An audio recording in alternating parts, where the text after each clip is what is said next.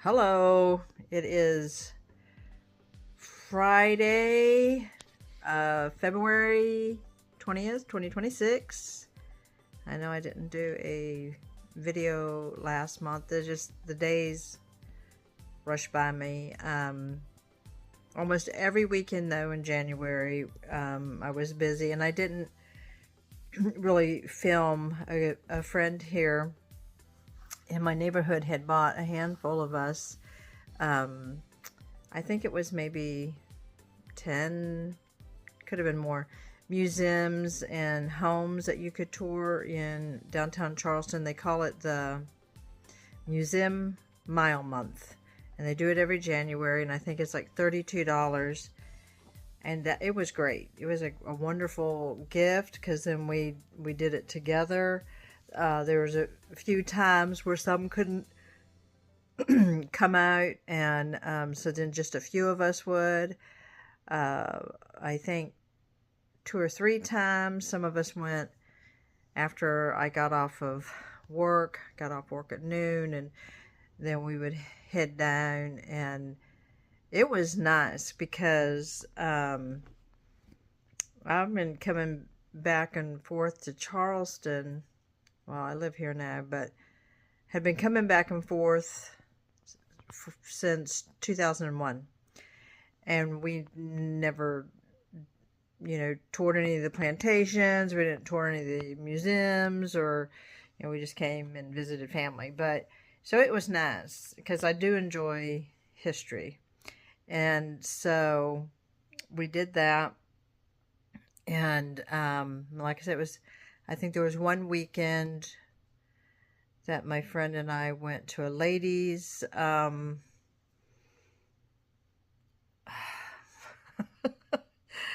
got words in my head, conference, and it was maybe a 4-hour conference. They had to be there a little before noon. Just 3 or 4 hours. Excuse me. It was good. And I'm sorry, I can't remember the person's name that led the conference. But anyway, so I was busy with that, but then I also had a quilt that I had cut out, and I was hoping to be done with it in January. Well, I wasn't. And so actually, if you know, you know, these are my quilting gloves. They just, if you don't quilt, the reason why they call them quilting gloves is that helps you push the fabric through. I used to not like to wear these, but it is nice having the little grippy. I have another pair somewhere where I cut the fingertips off, and sometimes I prefer that. But this is what, let me see. This is what's under my needle right now. So I'm doing the actual quilting part is when you have your back piece, you have your batting, which I use a natural cotton batting. I've kindly, and then your top piece, and this I pieced all together. The pieces for this I had cut out in 2021, and I don't know if we can, when I get it finished, I'll post it on here, and if I think about it, I'll post some of the pictures I did of it once it was basted. And this isn't typically my color, pink, but it's pretty. I like color. And it's got some stars, and it's it mimics a log cabin, and this kind of conveys that a little bit, the way it does that and goes that way. But I'm just doing a stitch in the ditch, and you can see I missed the ditch some, but that's all right. I'm not going for perfect, I'm going for finished. And anyway, this I had cut out and had it done before my daddy passed away, and then the grief of that was a little more than I could bear, and then 2 months after that my Billy got sick. And anyway, I decided this was the year to finish it. And here we go. And it is a nice, healthy distraction. Last year I finished 2 quilts, very little quilts. But let me see. I don't know if I've ever shown these before. This is an old, excuse all that. I got my machine hooked up. Those are some quilts I made. That was with panels, and I don't typically like panels. And there's a panel quilt, and there's another one. But that one, you know, there's still some piecing as far as the hourglass and the pinwheel. That's something called a disappearing 9 patch. And I don't remember the name of that, but the designer of the fabric, it's called Thimbleberries. And that one up there is what I made for Billy, golly day. I want to say 2008 maybe. But anyway,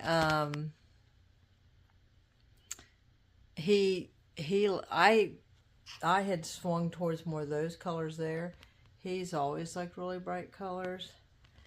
And so I made that for him.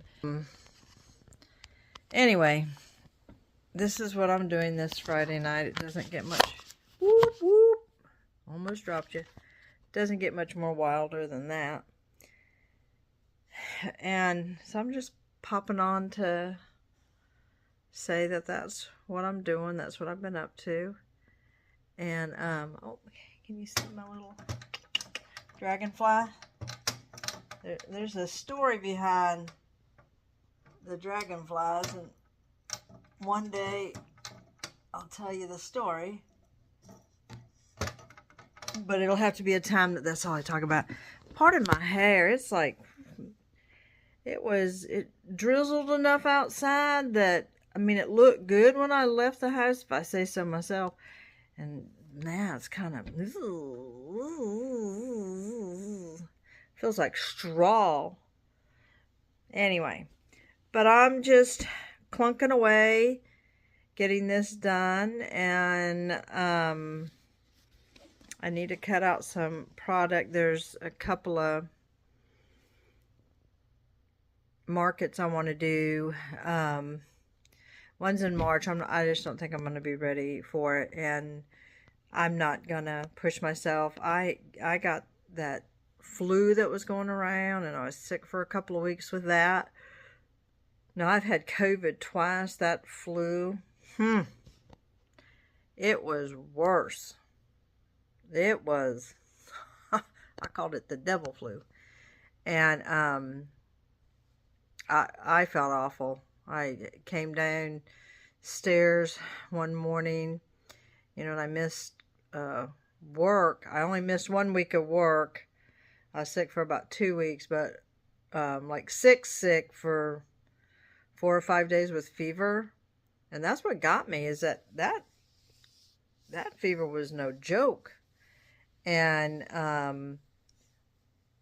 it started on a Monday for me, the flu, and the fever did not break until Thursday, like at 2 or 3 a.m. The fever broke, and got up, took a shower. I was so weak. And then when I had to take the dogs out later on that same Thursday morning, I grabbed a fresh blanket, fresh pillow, and my little girl Roxy. I talk to my dogs anyway, but I said to her, Roxy girl, please let Mama rest. I'll tell you what, I went outside, and this is how weak I was. I sat on a lawn chair, and it was chilly out, but I just didn't feel like I could stand. They did their business. They came in, poor things. I only fed them like half of I feed them twice a day, and I only fed them half of what their morning food would have been. And I laid on the couch One got behind my legs, one got close to my belly, and we zonked out, I think, for 8 hours. And it was a good sleep. I needed it. And then my sleep was all messed up because I should have got a tripod to hold this up. My arm's burning. But got through that, and then golly day, and Christmas break was over with, and this is why I called it the devil flu. Anyway, I woke up one morning and I was just like swollen from here all the way down, like there was no definition, and it hurt. So I made an appointment with urgent care, and it's just about a mile from my work, and went in, and I had a double ear infection, and residual from the flu, in the sense that when you're laying down at night, all that drainage, and that cough, man, I had that cough forever. But they gave me a steroid shot. I'm not really quick to do all that, but I was miserable, so I'm like, give me the shot, give me the shot. And then they sent me home with a Z-Pack. It's probably been over a year before I've had an antibiotic. Like I said, I'm not real keen, but I was just getting pow, pow, pow down to the ground. So, anyway, on the upswing from that, and whoop, whoop, sorry. But I thought I'd pop on and show you what I was doing. And I might go back to some of the places I visited in January that a lot of times they'll have dollar days. And some of them won't even let you video on the inside of them. So I couldn't have anyway. You could take pictures. But I tell you, it was nice. I visited a lot of places in Virginia, living there for most of my life. And so it was nice to do that. And we were supposed to do a evening garden tour, and they were going to have it lit up, and we were supposed to do that this past Sunday, but then they were predicting rain, so we canceled it 24 hours in advance. I was going with some neighbors, and canceled it in advance enough to get refunded. And then Monday night, President's Day, was the last, because they only do that once a season, and Monday night was the last time, and the only opening for the season of them doing that, and the only time slot that they had for you to come in was like 7:30 at night, and you had to book it in advance online, and I just wasn't feeling it. I really wanted to see it and experience that, but not enough that I wanted to start my evening at 7:30 in the evening. I worked Tuesday morning, which that going to work the next day wasn't so much a factor, but just, leaving the house and not getting back, excuse me, until later. But it's going to be there still. It's been there for a couple 100 years. It's not going anywhere. I'll get to it. There's so much beauty around here, so many neat places. And so, that heavy blanket of grief, it gets lighter. Now, I do have some days where it's like, whew. I've had a few recently that I just, you just cry. You just start to cry, and it's like, ugh. And I just cry, and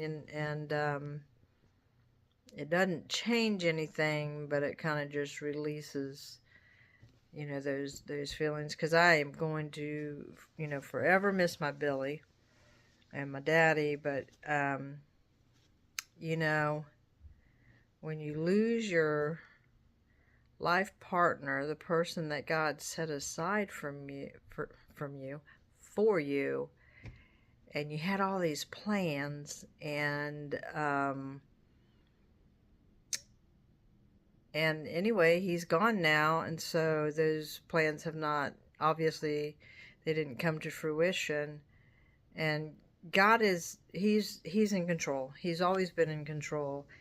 And I don't always have to like the way things rolled, but I know ultimately, he is the giver and taker of life, and everything that's good and perfect also comes from him. And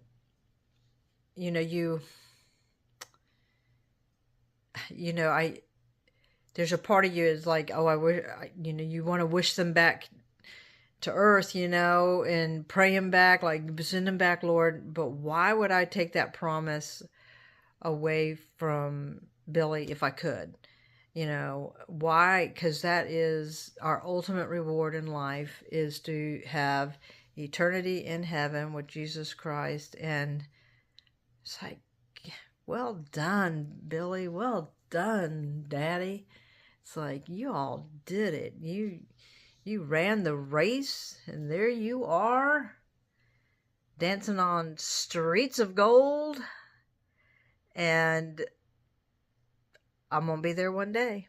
I'm going to be there one day, and it's going to be interesting to see who all I know that's there. And, what a beautiful thought. What a beautiful thought that heaven is real, Jesus Christ is real, and that is a Christian's ultimate reward, because the Bible does tell us that life's not going to be easy here. We're not promised an easy path, and there's even some scriptures that say believers at times will have a hard path, but Jesus, right? Jesus. And anyhow, I'm going to say goodnight on that note. Go back to, let me see, I got my big thumb in the way. I was checking the time. It's almost 8 o'clock, Friday night. I'm here having some wild times with my Juki. And, I better get that. So, there she is. When it's completed, I'll get a better snap. Can you see that it's, it's basted? And then I just pull these out as I get up to them. And that's just kind of part of the log cabin part. And some stars for the center of the log cabin. Anyway, we're getting her done. And I pray that God would bless you, keep his arms wrapped around you, and that you would know and feel his love and warmth in your life. Good night.